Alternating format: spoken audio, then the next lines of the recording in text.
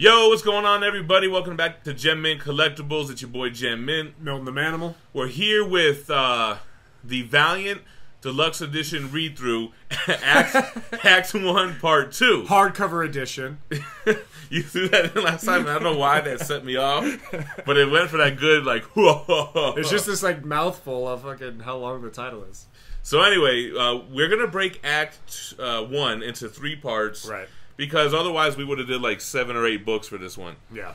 So, Act 1 introduced us to Harbinger, XO Manowar, yep, the crossover with Bloodshot, and the crossover. So, Harbinger Wars, yeah. Act 2, Part 2. Act 1, Part 2 introduces us into a new book, Archer Armstrong. And you read just volumes 1 and 2 straight up. Right. And then volume 2 of XO Manowar. So what do you want to talk about first? Let's start with Archer and Armstrong. So let's start with Archer and Armstrong. You want to grab volume 2 here? So Archer and Armstrong, it's a buddy comic. You have Armstrong, which we learn is this immortal. He's been around since the beginning of time. Before the beginning of time, kind of. Before the beginning of time. He's strong. Right. And has a really high tolerance for alcohol. That's kind of his thing. Yeah. You find out he's from this family of 3 brothers, and with the backstory, they had one of the brothers, Ivar, who will show up later in the Valiant universe. Mm-hmm. Their younger brother died, who will also show up in the universe. Actually, we'll talk about him in these books. Okay. So Ivar had muddled around with some alien tech that they found to try to bring his brother back from the dead, and it ended up making them all 3 immortal. Cool. So Armstrong, his character reminds me of, what's the guy's name from Game of Thrones? The Hound? No, I was just thinking like someone who gets drunk all the time. What's his name? The little guy. Oh, Tyrion Lannister. He lives a lifestyle like Tyrion Lannister. He's at brothels. He's drinking beer. He's kind of involved in every big aspect of history, one way or the other. Yeah, but he's also very artsy. He's into poetry. He's into art. His best friends are like Michelangelo, right. Different like influential writers throughout time. But he's a big bruiser. Yeah, he's a bruiser. Yeah. So he's always getting into brawls. I really like his character a lot. Yeah, so I actually read something about Archer and Armstrong that actually, when this stuff kind of came out, it was voted as like the best buddy comic of its era at the time. So it's funny, but also it's not like a jokey humor book like Quantum and Woody is, and we'll talk about that in the next part. But I think it has a really good blend of history, art, humor, buddy aspect, and then we'll talk about Archer. Yeah, so Archer he's this guy, you first meet him, and he's part of, well, let me back up a little bit. You find out about this organization called the Sect, and they're basically this criminal global organization that's broken down into a bunch of different factions, yeah. And they all do like different stuff, like the Hashish Eaters, there's the Freemasons, Archer's part of the Dominion. He's basically kind of a cult with a family that has raised him to be an ultimate fighter, with his sole goal being to kill Armstrong initially.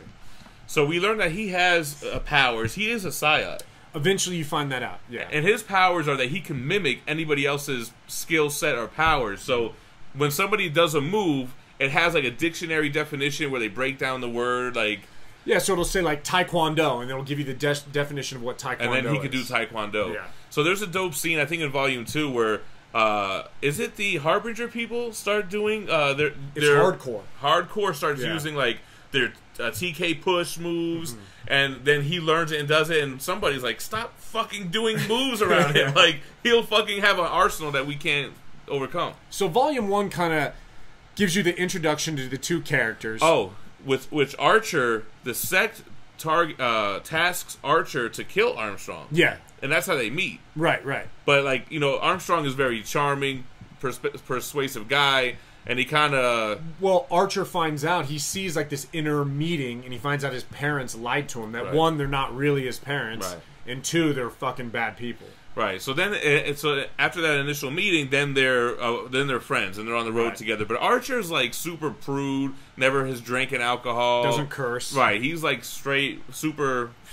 What do you call it? Still calls him Sir the whole time. Even at the end of Volume 2. So anyway, so where are we going to go with that? No, I was going to say, so Volume 1 in a nutshell is kind of their interactions together, meeting each other. You also get introduced to Gilad, the Eternal Warrior, which is the younger brother of the three brothers, and Ivar Time Walker, who's the older brother. Which is cool because I had all these deluxe editions before I knew who everyone was. Right. So when they started introducing this, I'm like, oh shit, Ivar Time Walker has his own book. Oh shit, the Eternal Warrior has his own book. And I've heard of that term, I feel like, from the 90s. I think he was in the original universe. Yeah, so his story, we'll start with Gilad. The Eternal Warrior, he's kind of, he's this guy who's basically in servitude to protect Mother Nature and Earth. Oh, wait a minute. Isn't that XO Manowar's brother? He shows up in that. Oh, okay. But no. Okay. But, and that's why, yeah, we'll get to him there. I'm like retaining stuff. It's really blowing my mind. It is blowing my mind. I feel like my mind. I've reached another level of consciousness. It's your psionic power of. I'm learning you're, it like you're mimicking me. Like Archer, yes. So, Gilad protects Earth, and there's this whole geomancer storyline of like this guardian of Earth, and that's his goal. Ivar, you find out, is still alive, and he's kind of trapped in this time, and he's kind of influencing Archer behind the scenes as well. Volume 2 is more about Archer taking over as leader of the sect and kind of uniting the sect, right? Uniting the sect and trying to get them away from like their evil ways, if you will.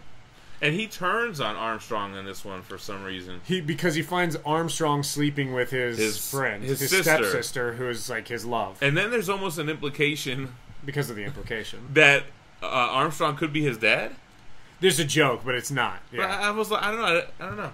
Yeah, because it was like, what happened with the time traveling? They were going for this globe, or what was it? So they go into the far away, which is another world where nothing ages, and in that world they find people from the future who created this world that were like students of Archer, and they followed like the teachings of Archer and the word of Archer. So this actually, it seems like in the whole Valiant universe, Archer is going to play a very big role. There's a lot of prophecies and like a lot of future stuff that shows that he is this very prominent and important character in the whole universe. So you like that reading this? You're like, okay, other shit is tying together now. Yeah. So then Bloodshot shows up, and right. It kind of was really a little funky with the read order because we missed some Bloodshot issues, which we'll have to read in Bloodshot Volume 2, I think. Was it hardcore issues that we missed? It's both of them. Yeah. But anyway, so Bloodshot shows up with the hardcore, and they're tasked with tracking down Archer and preventing him. And so there was a lot more tie-in, yeah. So it was cool. I really enjoyed Archer and Armstrong. So it's a good read. I think we've sold it pretty well. I hope so. I think it's one of the stronger titles that I've read so far from Valiant. And way different than the other titles I read. Yeah, so that's the thing. All these books, they're in the same universe, but the themes are very different. You know what I mean? So this one is definitely one that was enjoyable. When I read Volume 1, I was like, okay, shit, this is really good. Cool, you want to move on to XO Manowar? So hold on, I want to hear. So in Act 1, Part 1... I wasn't crazy about it. You weren't crazy about him. You feel like he was no depth to the character.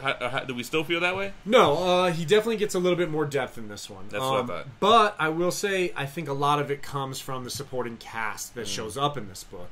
So where we left him off in the first... He had brought all of his people from the Vine planet, and he was bringing them to Earth. So now they show up. So he shows up in present-day Romania, which used to be Dacia, or however you pronounce it, his old homeland. And they basically just put their spaceship down in the middle of this park and start hoeing the fields. This is our shit. Yeah. We're claiming this land back as ours. Fuck whoever lives here. And so it just sets off, as you can imagine, the global powers. Like Russia's arming nukes. Yep. The U.S. is trying to figure out what the fuck's going on as well. The European countries are like, what the hell's going on? So who reaches out to him? It's kind of like the Shield. Gilad reaches out to him first. Eternal Warrior. Eternal Warrior shows up, and you find out that actually... He had been a mentor and had taught during the time of the Middle Ages. Like 599 AD or something. Yeah, he had taught, what's his name? Arik. Yeah. And so there's some tying there, and he tries to say, look, man, what you're doing it's wrong. This isn't how this era works. And he's like, fuck all that. Yeah. So he still is kind of the same guy. Where he's just kind of like set in his ways. But, I mean, his point of view makes sense too, but it's like, dude, 1,600 years have passed. But he's like, bro, this is our shit. What are you talking about? Right. Anyway, and then it was a female character that came and tried to make him an offer, like, listen, we'll bring you to the States, we'll give you asylum, you just need to chill because you're about to start a nuclear war. Right, so they make that offer, Gilad makes that offer, and so does the guy, I can't remember his name now, who helped him out in Volume 1. He was actually one of the Vine, like, sleeper agents. Yeah. He makes the offer. But then, what I really liked about this one, I think my favorite character so far in the whole universe is Toyo Harada. Yeah. So Harada shows up, Ninjak shows up, and I really like Ninjak. Ninjak is cool. Ninjak's just a mercenary. He's never really on anyone's side. Whoever's paying. Yeah. So Harada, like, he could fuck some shit up. So he still hasn't even, he hasn't even reached his pinnacle on what he's about to do in this universe. So this book also shows the formation of another book that's coming up, which is Unity. So Harada forms a team called Unity, and it consists of, at the time, Galad, Ninjak, Livewire, who's one of the Harada's old Harbinger members, and maybe one more person, I can't remember. Yeah, that's it, and Toyo Harada. So they set up this Unity team to take down Arik. And this team kind of goes against Harada. They realize that he's actually the bad guy. Arik loses his armor for a while. To the girl. Because the girl, who was she? Her name's Livewire, and she has the ability to, like, speak with machines, kind of. So she's kind of been raised by Harada. She's very loyal to him. She kind of thinks about double-crossing him and keeping the armor. Well, she did in Harbinger. She let Peter Stanchek go, and that's why she's exiled. But she's kind of won his favor back again. Well, so she tells him, he exiles her after that, and she's, like, living alone in solitude. But she's like, I'm still loyal to you, I owe you everything. But she's kind of been, basically sent in exile, and he goes to her. Like, she knows he's bad, but he still raised her, kind of. That's the vibe I got out of it. So cool. So, how does XO Manowar end? So, the girl you were talking about, the SHIELD agent, I can't remember what the organization's called. It wasn't Project Rising Spirit. No, it's a new one. Oh, maybe it'll come to me. Is it in the back here? I don't think so. So they basically say, hey, come to America. He gets his armor back. Come to America. And they give him, like, Nebraska. Like, some land in Nebraska. To, oh, here you go. They should say it somewhere around there, probably. They give him this land in Nebraska for his people to settle in. And at the end, the book ends with, they're saying, like, look, this shit ain't free. You got to do some missions for us. So the first mission they send him on is to basically scuttle and ruin the alien spaceship that they crashed in the water so that the Russians don't get access to, like, the technology and whatnot. So, yeah, there's a cool little story where one of the guys working in the field kind of tries to overthrow Arik. Right. And he kind of puts him in his place, right? And then he becomes, like, his right-hand guy, So he fights him without the armor and stuff. Yeah. So, yeah, that's pretty much a wrap-up. We didn't really talk about the actual book. So the two hardcovers for Archer and Armstrong, they both have $40 cover prices. Volume 1 covers 0 through 13.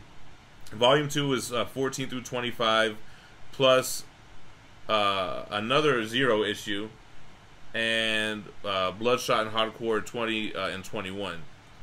So same thing with XO. Who's the artist, right? Oh, yeah. The writer, Fred Van Lente, Clayton Henry, Emmanuel Lupacino, and Perry Perez. I just fucked all those names up. Anyway, what you got over there? So XO Manowar, same thing, cover price of $39.99, and it's collecting XO Manowar 15 through 22, but also Unity 1 through 4. And it's written by Robert Venditti, art by Matt Kint, Lee Garbett, Carrie Nord, and Doug Braithwaite. New names to me, but hey, they did their thing. So, again, I'm just really happy that we started doing this, man. We're knocking out these deluxe editions. I'm really enjoying it, man. What are we at? We're like, well, we did a video for like 7 of them. We've done about 7 now. And we, 4 more. I'm finishing the last book for Act 1, and you have to read, what, like 2 more? Or? 4 more total. I'm in the mix of one of them right now. Oh, okay. Shadow Man Volume 1. Okay, so yeah. So that's what's next. Shadow Man Volume 1 and 2, Quantum and Woody Volume 1 and 2, and what else? That's it for Act 1. So that's going to be our next video. So that's just going to deal with those 2 brand new characters that we haven't done yet. So that'll wrap that up, and then we'll start Act 2, man. Yep. So then on our next video, on Part 3, we'll start talking about maybe our game plan for Act 2. Yeah, for sure. So in the comments, though, kind of, I know a few of you are reading along with us. Hit us up in the comments. Let us know where you're at. If you're at Quantum and Woody Volume 1, if you're still at Harbinger Wars, what you like, what you don't like, characters you do. If you agree with us, who's your favorite, that kind of stuff, man. That's what we want to hear. Cool, man. So I guess we're going to wrap it up. Yeah. Thanks for checking us out, man. Stay minty. Later.